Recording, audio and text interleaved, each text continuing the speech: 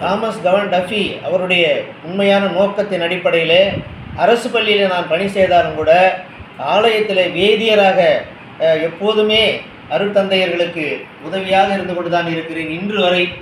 இன்றைக்கும் நான் சொந்த ஊரான பாஞ்சாலத்தில் இருக்கிற பொழுதும் கூட அங்கே அருட்தந்தையர்களுக்கு அந்த வேதியர் பணியிலே ஆலய ஜப பொறுப்புகளை எடுத்துக்கொண்டு அதை சிறப்பாக மக்களுக்கு வழிநடத்தி அங்கே பணிபுரிந்தேன்.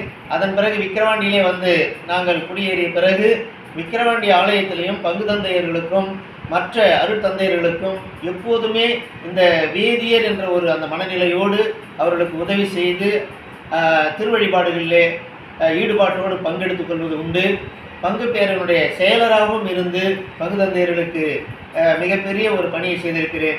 இந்த எல்லாவற்றுக்குமே அடிப்படை காரணம் தாமஸ் கவான் டஃபியினுடைய அந்த உயரிய நோக்கம். அந்த நோக்கம் எங்களில் செயல்பட்டு அவரை இன்று நாங்கள் சாட்சியாக வெளிப்படுத்திக் கொண்டு இருக்கிறோம் என்று சொன்னால் அதற்கு நம்முடைய அருளாளராக உயர்த்தப்பட வேண்டிய தாமஸ் கவான் டஃபி அவர்களிடம் இன்றும் எங்களுடைய மன்றாட்டு சென்று கொண்டுதான் இருக்கிறது.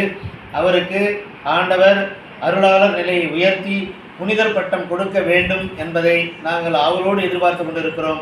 எனவே ஆயர் அவர்கள் இதற்கான இறை மக்களை விசுவாசத்திலே வளர்த்து எடுக்க வேண்டும் என்று அன்போடு நான் கேட்டுக்கொண்டு இந்த வாய்ப்புக்கு நன்றி பாராட்டி இந்த வாய்ப்பை எனக்கு வழங்கிய திருவாளர் ஃபெலிக்ஸ் வட்டார கல்வி அலுவலராக இருந்து ஓய்வு பெற்ற ஐயா அவர்களுக்கு எனது மனமார்ந்த நன்றிகளை எனது சார்பாகவும் என் குடும்பத்தின் சார்பாகவும் தெரிவித்துக் கொள்வதிலே பெரும் மகிழ்ச்சி அடைகிறேன்.